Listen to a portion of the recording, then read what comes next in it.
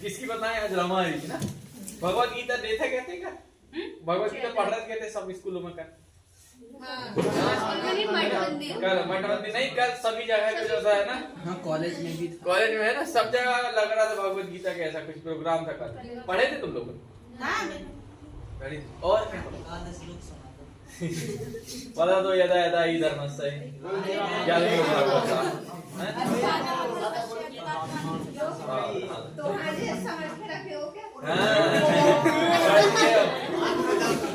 भगवत गीता पढ़ती है बोले मेरे घर में। आप बोलो बोलो मैंने खुद रामायण बोल के बताओ और खुद पढ़ती हूँ। पढ़ना चाहिए ना, ठीक है पढ़ना चाहिए। ध्यान सुन रहे, जैसे भीमराव अम्बेडकर जी ने क्या दिए, संविधान ना, भगवान बुद्ध ने अपनी ओर दिए है ना, उनकी ओर दिए, भगवान की भगवत गीता दिए। मैं कहता हूँ इनकी पूजा उतने ही करो जितने काम हो जाए, पढ़ो ज्यादा। जैसे संविधान, अम्बेडकर जी के सामने गए नारियल फोड़ो, हे भगवान, काम होने उनके संविधान पढ़ लोगे, जीवन में कहीं फेल नहीं होंगे। ऐसी भगवत गीता, भगवान के सामने तुम हर दिन नारियल ले जाओ, हर दिन अगरबत्ती ले जाओ, हर दिन प्रसाद चढ़ाओ, चढ़ाते कब होने? अपनी आस्था की अगरबत्ती लगा ले, भगवान दिला जो करना अपने को पूछता, पूजा अर्चना जो हिंदू धर्म के हिसाब से अपने कर लिए। अब 1 घंटा पूजा करने से अच्छा 5 मिनट पूजा करो और 1 घंटा उनके दिए वाले उपदेश पढ़ो। भगवत गीता जो दिए उनके जो उपदेश है, रामायण महाभारत, उनसे पढ़ो और उनसे सीखो, तो जीवन को सुधार रहा है। नारियल फोड़ने से कौन सुधारा है ना? तो मैं नहीं कह रहा हूँ पूजा पाठ मत करो, पूजा पाठ करो, वो हमारा धर्म के खिलाफ नहीं, बिल्कुल वो रहना चाहिए, सभी के यहाँ रहना चाहिए, पूजा करेंगे खाएंगे भी सब रहना चाहिए, मगर उनके दी वाली चीज पढ़ो भी तो। भगवत गीता हर दिन पूजा कर रहे हैं, वो पढ़ लो एक आध। ऐसे ही एक महाभारत की घटना है कौन-सी, एक जब युद्ध चल रहा था है ना, युद्ध के बीच में भगवान श्री कृष्ण ने भगवत गीता को उपदेश दिए थे। भगवत गीता एक अकेली ऐसी चीज है जिसे पढ़ने माँ से हमारे पढ़ने एंड हुई, वो भगवत गीता के एंड होते तक हमारे जो जाने जो भी हमसे पाप हुए हैं वो ऑटोमेटिक धुल जाते हैं। ये हुआ तो भगवान श्री कृष्ण ने अपने खुद ने कहा, भगवत गीता में जो व्यक्ति पढ़ेगा उसको अंतिम पेज तक पढ़ते तक जितने भी उसके जाने जो कर्म हुए हैं वो उसको ऑटोमेटिक खत्म हो जाते हैं। ऐसा इसलिए कि संजय को उन्होंने त्रिदृष्टि दिए थे, उनको दिखाने के लिए दिए थे कि नहीं, तो उसने खुद ने कहा था कि मैंने इसको, क्योंकि भगवान जो गंगा माता जी है, गंगा नदी भगवान जो शिव है, भगवान शिव ब्रह्मा विष्णु सभी की, तो उनके पैरों से निकली है। पता तुमको जो गंगा नदी वो कहाँ से निकली? पैरों से निकली। अब तुम सुनोगे गंगा नदी में नहाने से कहते हैं कि पाप धुलते, गंगा नदी के नहाने से पाप धुलते, तो ये बात सही है, जब कहे तो सही है कि नहीं, है ना? तो गंगा नदी में कहने से जो पाप धुलते हैं, मगर भगवत गीता एक ऐसा है जिसे पढ़ने मात्र से पैरों को छूते हुए गई, जटा से पैरों को, जटा से भगवान शिव के जटा से पैरों को छूते हुए गई वो, है ना? तो जटा से पैरों को छूते हुए गई, तो भगवान श्री कृष्ण के मुख से निकली भगवत गीता, वो पैर को छूती हुई जटा से निकली और भगवान मुख से निकली भगवत गीता। तो गीता एक एकलौता हमारे पास ग्रंथ है। ग्रंथ तो बहुत सारे हैं, 108 उपनिषद, बहुत 16 18 पुराण, 4 वेद सब रखे हैं ना, इनको सब पढ़ सकते हैं, इनको सब, मगर भगवत गीता अकेला ग्रंथ है जैसे पढ़ने मां से हमारे जितने भी पुराने जाने जो भी हमसे गलतियां हुई हैं वो सब खत्म हो जाएगी। और पहली बार भगवत गीता पढ़ना समझ में नहीं आती, और आखिरी तक वो 4 बार 5 बार जब पढ़ लोगे तब थोड़ी बहुत 5% 1% 2% समझ में आया है। बाकी तो तुम्हें ऐसा लगे कि इसकी कहानी इसका जवाब, इसकी कहानी इसका जवाब, समझ नहीं आती ना। मैंने अपने जीवन 4 से 5 बार पढ़ी, तो उसके और मुझे लगता है कि आज जो कुछ भी हूँ मैं उसी की बदौलत ही हूँ, समझ रहे हैं ना?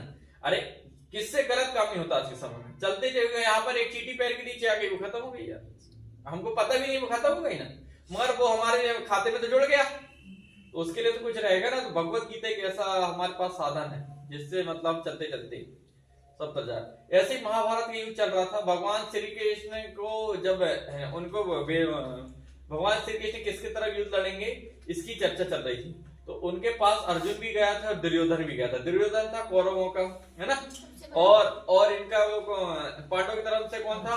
अर्जुन था। तो सबसे पहले वहां पर भगवान श्री कृष्ण सोए थे, तो सबसे पहले कौन पहुंचा था? दुर्योधन पहुंचा था। और दुर्योधन पहुंचा तो आसपास पहले घूमा, उसके आसपास बैठू कि नहीं, जगाऊं कि नहीं करके, वो जगाए नहीं, वो बैठ गया पैर की तरफ बैठने को सोच रहा था, वो आगे फिर वो सोचा कि पैर की तरफ उन्होंने देखा तो उसको दिमाग में सूट नहीं होगा, वो जाके सिर की तरफ बैठ गया। कौन? दुर्योधन। फिर आए उतने में कौन? अर्जुन। अब एक ही काका बाबा के थे भी, जैसे हमारे दादाजी के भाई ऐसे उनके दादाजी के भाई पे थे, वो तो घर ही घर में लड़ाई थी वो, तो ऐसे ही अर्जुन गए और उनके पैरों की तरफ बैठ गया। अब तुम जब सुबह उठते हो तो सबसे पहले सामने देखते हो पीछे? तो सबसे पहले कौन दिखेगा? अर्जुन दिखेगा। तो जैसे ही अर्जुन को देखा तो सबसे पहले बात भी किससे की होंगे? अर्जुन से। उतने में दुर्योधन का दिमाग सरका, ये अपन एक तो पहले आए, वेट अपन ने करे, सबसे ज्यादा अपन देखे, मुझसे बात कर रहा है यार, अपन फालतू गए, उसका दिमाग सरक गया। तो फिर उन्होंने दुर्योधन से बात करे, अच्छे से अर्जुन से बात करे। भगवान श्री कृष्ण ने फिर वहां पर कहा कि एक तरफ मैं हूं स्वयं और एक तरफ मेरी चतुरांगी सेना है जो आज तक कोई भी युद्ध नहीं हारी। सही बात है, भगवान श्री कृष्ण जहां भी युद्ध लड़े कभी युद्ध हारे नहीं है। हाँ नहीं, वो तो उनकी कहानी बहुत है और भी वहां पर बहुत सारी बदलाव हुई है, मैं बस मेन पॉइंट में आता हूँ, है ना, कि इसकी अब कहानी बताएंगे तो नमस्कार अदब तो बहुत लंबी चली उनकी, हमारी ये और वो, है ना। तो बस डायरेक्ट आओ कि एक तरफ मैं हूँ और एक तरफ मेरी कौन है? चतुरांगी सेना, है ना। और कह सकते हैं कि ये सेना आज तक युद्ध नहीं हारी। और सही बात है, भगवान श्री कृष्ण जिससे भी युद्ध लड़े वो कभी भी हारे नहीं है, मतलब वो सेना कैसी? चतुरांगी कभी युद्ध हारी नहीं है। या तो तुम इस सेना को ले जाओ चतुरांगी जिसने कभी युद्ध नहीं हारी है, जहां भी लड़ेगी परम विजय की है, जीतेगी, है ना। और एक तरफ मैं हूं जो युद्ध में क्या नहीं उठाऊंगा, सच मैं रहूंगा। ये भुचक्का साले, इसने वो पहले बोलने के लिए बोला कि मैं पहले आया हूं तो पहले मांगूंगा भी मैं ही। इसने दिमाग लगाया, एक अकेला व्यक्ति जो युद्ध भी नहीं लड़ेगा, एक अकेला व्यक्ति जो युद्ध भी नहीं लड़ेगा तो वो क्या ही कर सकता है, वो क्या ही कर सकता है। इसने बोला मेरे को आपको चतुरांगी सेना चाहिए। ये लेके और चला गया कहां? भीष्म पितामह के पास। सेनापति वही थे, पितामह थे कि नहीं सेनापति इनके? गंगा पुत्र जिनको उस समय अपने उनके इच्छा मृत्यु को वरदान था कि जब तक वो चाहेंगे नहीं कि मैं अब ब्रह्मलीन होना चाहता हूँ जब तक वो मरेंगे नहीं। ऐसे भीष्म पितामह उनके सेनापति थे, वो उनके पास चला गया तो उन्होंने पर उसको डांट फटकार करे कि बोले तू ले आया, भगवान श्री कृष्ण को बोल देता तो बिना लड़े जीता देते तेरे को। ऐसा भगवान श्री कृष्ण ने अर्जुन से कहा कि ठीक है अब तुम्हारा सारथी मैं रहूंगा, तू लड़ूंगा नहीं पर तुम जहां रहोगे उसके साथ में खड़ा रहूंगा। तो सारथी बन के कौन चले? है ना। बहुत सारा युद्ध होता है, चलता रहता है इधर के इधर से, बहुत सारी इधर से भी घटोत्कच, बहुत सारे लोग उधर से मारे जाते हैं, इधर से भी बहुत सारी क्षति होती है। एक घटना जो होती है बहुत मारवी, बहुत ज्यादा सिखा देती है। मैंने कहानी को शायद पहले भी पढ़ा बता चुका हूँ, बताया कि नहीं? जयद्रथ वाली नहीं बता। एक बार वहां पर बात है कि चक्रव्यूह की रचना होती है ना, चक्रव्यूह की रचना होती है। चलो एक पॉइंट वहां पर सीखने वाला ये था कि जब भी हमें से किसी को सीखना हो ना तो हमें से झुकना पैरों की तरफ। किसी से कुछ चीज सीखना हो, किसी से हमको मतलब आदर सम्मान, तो पैरों की तरफ हमेशा झुकना। ये सीखो अर्जुन से, है ना। क्योंकि भगवान राम ने भी जब लड़े थे तो रावण के पास जब लक्ष्मण को भेजे थे तो वो भी उसने कि मैं तो हूं तीनों लोग का ज्ञाता, मेरे से पूरी सृष्टि है, मैं फिर भी तू किससे सीख ले जाके? रावण से, कि विद्वान वो है। तो उसके लिए भेजा था, तो वहां भी पैर के पास जाके खड़ा कौन हुआ था? लक्ष्मण। तो जिसके से भी हमको सीखना हो, जो भी आगे बढ़ना चाहे तो उसको हमेशा झुक के रहना होगा। तुम देखना जो आदमी ज्यादा झुकता है वही ज्यादा ऊपर जाता है, और जो अकड़ के रहेगा कुछ दिन बाद उसको शेर को सवा शेर मिल जाएगा, वो खत्म हो जाएगा। अरे कोई व्यक्ति 100% नहीं ना, कोई ना कोई तो उससे अच्छा होगा। जैसे मैं आज मैथ पढ़ाता हूँ, मेरे से कोई अच्छा होगा, उसको जो पढ़ा रहा है वो पढ़ाता है, कोई तो अच्छा उससे अच्छा होगा। कोई व्यक्ति 100% थोड़ी हो सकता है। तो हमेशा जब भी सीखना हो तो झुक के चलो, है ना। तो ऐसे ही जब युद्ध होता है तो कहते हैं कि अधूरा ज्ञान पूरे ज्ञान से ज्यादा खतरनाक होता है। यही कहानी थी कि जो सुभद्रा थी उसका लड़का था कौन? जय अभिमन्यु, है ना। सुभद्रा अर्जुन की पत्नी। सुभद्रा कौन थी? अर्जुन की पत्नी। तो उसने जो था वो उस समय गर्भवती थी। गर्भवती के समय जैसे वो उसको बता रहा था अर्जुन उसको चक्रव्यूह तोड़ने की, है ना। तो उसको क्या हुआ, सुभद्रा को बताते बताते नींद लग गई और आधी कहानी सुन पाया था कौन? तो विद इन सेकंड वही हुआ था अभिमन्यु के साथ। अभिमन्यु के पास शक्ति तो अपार थी। अर्जुन का लड़का क्षत्रिय का लड़का क्षत्रिय होगा, और जिसको बाप इतना बड़ा धनुर्धर तो बेटा तो थोड़ी बहुत आ गई, तो वो मार तो रहा था, सब तरह तोड़ तो रहा था सेना को, मगर भेद नहीं पा रहा था एक भी। क्योंकि उसे पता ही नहीं ना कि यार देखो मारा वहां जाता है जहां कमजोर हो तो जल्दी नहीं कर पाए, अब उसने सीखा ही नहीं है। अंदर घुसने की पता तो विद इन सेकंड घुस गया अंदर, पर बाहर निकलने की उसको पता ही नहीं है। अब बाहर निकलने में दिक्कत, अब इसी का फायदा उठाया सारे लोगों ने, उसको घेरा और सबसे पहले उसका रथ तोड़ा गया। अब वो उतर गया रथ से नीचे। अब जो रथ था तो चलो घोड़े खींच के ले जाएंगे, वो रथ इधर किधर, अब नीचे कितना भागेगा। ऐसे में जो जयद्रथ था, भीष्मपिता, द्रोणाचार्य, दुर्योधन और ये कर्ण, जितने भी लोग थे उसके आसपास घेराबंदी करते हैं, उसको मारते हैं। किसको? अभिमन्यु को मारते हैं, तलवार घोंपते हैं और अभिमन्यु वहां मारा जाता है। किसके अंदर? अभी किसी को खबर नहीं है मारा गया, है ना? जयद्रथ आखिरी की कहानी सुनो, वहां पर वो पूरा मारा गया। कौन? अभिमन्यु मारा गया। अभिमन्यु मर गया। ये रणभूमि है, वीर आएंगे जाएंगे मरेंगे, वो कोई दिक्कत नहीं, वहां वीर गति प्राप्त होंगे, वहां से कोई दिक्कत नहीं थी। दिक्कत यहां से पैदा होती है कि कोई व्यक्ति मर गया, यानी अभिमन्यु मर गया, उसके बाद जयद्रथ ने उसको लाश से मारा। किसे? अभिमन्यु। अरे कोई व्यक्ति मर गया, अब वो क्षत्रिय था, मर गया। जैसे इंडियन आर्मी ने पाकिस्तानी कुछ सैनिकों को मारी तो उनको बिल्कुल उनके कलमा जो पढ़ाते हैं उनको पढ़ के दफन की थी, वैसे उसको मर गया वो, अब उसको दोबारा मारने की जरूरत? उसको लाश से मारा था किसने? वो वाली घटना जो थी वो पूरा बदल देती उसको। ऐसे ही वहीं पर जो घटना, इस बार ये बात की पता चलती किसको? अर्जुन को, कि वीर गति को प्राप्त हुआ, वहां तक तो ठीक है, उससे जो लाश से मारा गया वो उसको सहा नहीं गया। किसे? अर्जुन। अर्जुन को उसी दिन प्रतिज्ञा करता है कि मैं सूर्यास्त होने से पहले किसको मार दूंगा? जयद्रथ को। अगर नहीं मार पाया तो मैं अपने आप को अग्नि में जला दूंगा, है ना? ये वाली कहानी देखी हो तो यही वाली अफड़ा तफड़ी दोनों तरफ कौरव और पांडवों में क्या मच गई? अफड़ा तफड़ी मच गई। उसको गेट बंद कर दो, माहौल बहुत दोनों तरफ से गर्म। अगर हमने धोखे से अर्जुन अगर धोखे से जयद्रथ का वध नहीं कर पाया, अगर अर्जुन का जयद्रथ का वध नहीं कर पाया तो खुद ही अग्नि में चल जाएगा, क्योंकि प्रतिज्ञा कर लिया है। और अगर पांडवों ने एक दिन जयद्रथ को बचा लिए तो भी जीत जाएंगे।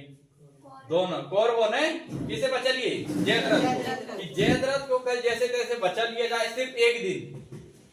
अर्जुन मरा, इनको मारने की तिथि लगनी। अरे हमारे जिसके पास 20 पितामह इच्छा मृत्यु जैसे वो कर्ण जैसे योद्धा हो ब्रह्मास्त्र लेके, इनको मारने में कितना टाइम लगना है? उनको रोकने वाला धनुर्धर सिर्फ कौन है? अर्जुन। और अर्जुन मारा गया, ये क्या? अर्जुन जो था वो अंगूठी के समान था, पता तुमको? ये मुट्ठी है, मुट्ठी के ऊपर कौन लगा है? अंगूठा। ये अंगूठा कट गया, उंगली खोलने कितनी देर लगना है? इसके समान था कौन? अर्जुन। अब अर्जुन को बचाने के, अर्जुन को बिल्कुल मारने के लिए किसे तत्पर था? जयद्रथ को। और जयद्रथ को बचाने में कौन तत्पर थे? कौरव, है ना? अब जितने कौरव थे उन्होंने सेनापति जितने थे उनको बनाए गए, भीष्म पितामह थे, उनको आसपास से क्या किया गया कि जयद्रथ को युद्ध में मत ले जाओ। क्या करो? युद्ध में मत ले जाओ, और युद्ध में ले जाएंगे तो देखेंगे ही नहीं, तो मरेंगे ही। पर युद्ध में ले जाएंगे तो भीष्म पितामह ने कहा कि ये तो अन्याय है, फिर तो वो तो अधर्म वाला युद्ध हो गया कि यार तुम तो युद्ध में गए नहीं, तो मारने की बात ही नहीं है।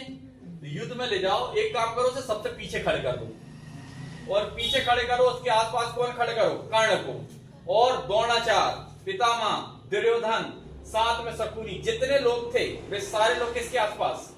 जयद्रथ के आसपास। और सबसे पीछे सामने पूरी सेना, और सामने पूरी सेना। ऐसे अर्जुन जब तैयार होता तो सबसे पहले उसको देखते हैं अर्जुन को, सेना को मारना चालू करता है। आधा पहर बीत जाता, मतलब 4 घंटे का एक पहर होता है। पहर बीत चुका, ऐसे ऐसे दोपहर हो चुका है, 2 पहर बीत चुके होते हैं। दोपहर जैसे ही हुआ, फिर भी वो सेना को ही नहीं मार पाया। कौन? अर्जुन। भगवान श्री कृष्ण को धीरे धीरे बात समझ में आने लगी, ये ऐसा काम अब होने वाला नहीं। 3 पहर बीत चुके, यानी 9 घंटे खत्म हो चुके, 3 पहर बीत चुके, लास्ट के 3 घंटे बचे। 3 पीर बह चुके, 3 पहर जैसे बीते हैं, भगवान श्री कृष्ण को समझ में आ गया कि अब सेना को ये खत्म नहीं कर पाया है, तो दुर्योधन, कर्ण और इनको कैसे लड़के और मुझे हरा देगा 3 घंटे के अंदर। भगवान श्री कृष्ण विधि के विधान तो टाल नहीं सकते। सूर्य भगवान जो थे उनको, सूर्य भगवान को आदेश आवाहन करते, वो सूर्य भगवान वहां पर एक माया करते हैं कि जो होता है वो बायल को थोड़ी देर के लिए क्या कर दो? सूर्य को छिपा दो, पर ऐसे छिपाओ कि ऐसा लगे कि सूर्य क्या हो गया, अस्त हो गया। अब भगवान या तो फिर एक सबसे पहली विनती ये कह रहे थे कि तुम क्या करो, डूब जाओ, पर विधि का विधान तो बदल नहीं सकते ना यार, एक दिन के लिए कैसे विधि विधान बदल जाएगा कि सूर्य जल्दी याद कर दो, ऐसा नहीं। तो उसने कहा कि बादल तो ला सकते हो सामने, बादल तो आ सकते हैं, सूर्य मत डूबो, सूर्य अपने हिसाब से डूबेगा, पर तुम तो बादल तो आ सकते हैं ना। तो वही माया वहां पर रची गई, सूर्य को क्या किया गया, ढक दिया गया। सूर्य को ऐसा ढका गया कि नीचे भी बादल, ऊपर से बादल आए, ऐसा लगा कि सूर्य डूब रहा है, ऐसा लगा कि सूर्य डूब रहा है। और इसका ही आवाज सारे पांडव को उनको होने लगा, पांडवों आधे रोने लगे, इधर रोने लगे, इसकी खुशी को और होने लगी। अब तो बच गए। धीरे धीरे क्या हुआ, सूर्य बादलों में जाके छुप गया, अस्त हो गया, ये अस्त हो गया। भगवान श्री कृष्ण की तरफ से किसी ने शंख नहीं बजाया, उसके तरफ से सारे लोगों ने शंख बजा दिए कि अब युद्ध क्या हो गया, विराम, है ना, कि सूर्यास्त। और उन्होंने ये सोचे कि ये लोग शंख इसलिए नहीं बजा रहे हैं कि आज अर्जुन मरना है, आज अर्जुन मरना है क्योंकि सूर्यास्त हो गया, इसलिए लोगों शंख युद्ध समाप्त नहीं बजाए। अब वहां से घटना घटती है कि जैसे ही वहां पर सूर्यास्त होता है, पूरा माहौल शांत हो जाता है, कोई बिल्कुल चिपटाक नहीं। अब वहां पर एक घटना घटती है कि वहां पर से जैसे ही वहां पर जयद्रथ होता है, सबसे पहले सामने आता है और कहता है कि तुम क्या करो, अपने आप का अग्नि में दाह करो। हकीकत में तीर चलाता है अग्नि, वो अग्नि प्रकट होती है, उसको ओर जाता है। भगवान श्री कृष्ण अपना आवाहन करते हैं। भगवान श्री कृष्ण क्या करते हैं, सूर्य भगवान को आदेश देते हैं कि अब अपने बादल छाट दो। अभी भी सूर्य और इसके सामने जयद्रथ, देखो जैसे उतावली होती है ना, वो जल्दी खुशी, वो आगे सामने बस ऐसे सामने खड़ा है और कह रहा है। भगवान श्री कृष्ण ने कैसे आदेश दिया, भगवान सूर्य को, उसने बादल को क्या किया, अलग किया, और आधा सूर्य ही डूबने को बचा था। मेरे 5 सेकंड 10 सेकंड 15 सेकंड 1 मिनट कह सकते हो, उतना ही सूर्य देखने को बचा था। उसी समय अर्जुन था। अब देखो जो भाई मरना वाला हो, जो व्यक्ति मरना वाला हो, उसकी उस समय हालत क्या रही होगी, भुचक्का सा ही खड़ा था, तीर फेंक के, है ना, भुचक्का खड़ा था। भगवान श्री कृष्ण, सब लोग रो रहे, कोई देखे नहीं। भगवान श्री कृष्ण माया रची, माया वहां हटाया गया, सब जैसे कि तैसे बदले गया, सूर्य डूबा नहीं था, आधा अभी भी बाकी था। जैसे वहां पर आदेश देते हैं तो अर्जुन को तुरंत कहते हैं कि पार्थ, कहते थे वो पार्थ कहते थे, अर्जुन नहीं कहते थे, वो पार्थ कहते थे उसे ना अर्जुन को। ये पार्थ, तुम्हें अभी अपनी शपथ पूरी करने में ध्यान देनी चाहिए, न कि तुम्हें आत्माएं दहा करने में। तो बोलते सूर्य तो आज नहीं, अभी तुम सूर्य देखो, सूर्य बाकी है, सूर्य अभी बाकी है। तो बस क्या है, तो दिले अर्जुन उठाता है तीर कमान और अपने हिसाब से कैसे चला देता है जयद्रथ को। पर जयद्रथ को चलाना है ऐसे कि एक बार मार के उसके पिता की गोद में क्या गिरना चाहिए, सिर। अगर नहीं गिरता है तो अर्जुन खुद ही क्या हो जाएगा, मर जाएगा। ऐसा उसे वरदान कि मेरे पिता, उसके पिताजी को वरदान था कि मेरे लड़के को जो भी मारेगा, अगर उसका सिर वही जमीन में गिरता है तो जो मारा है वो मर जाएगा ऑटोमेटिक, और अगर वो सिर मेरे गोद में आके गिरेगा तो ऐसी थी घटना किसकी, जयद्रथ की। कभी को पूछना मेरे से उसकी घटना किसकी, जे गांधारी वाली जो है ना, गांधारी आंखों में पट्टी क्यों बांधती थी, उसके कारण इसके जो उसका जो शरीर वज्र का क्यों बना था, किसका, दुर्योधन का वज्र का शरीर था ना, इसकी कहानी पूछना। कभी मेरे से पूछना इसमें टाइटेनिक भगवान श्री कृष्ण की उसकी कहानी किसकी, वो उनकी तो रुक्मणी देवी थी, रुक्मणी 16,108 पत्नियां थी, उनकी इनकी कहानी पूछना कभी मुझसे, ठीक है। याद रखने की कहानी बताएंगे। अभी इसको बंद कर दो, यूट्यूब पर डाल देना।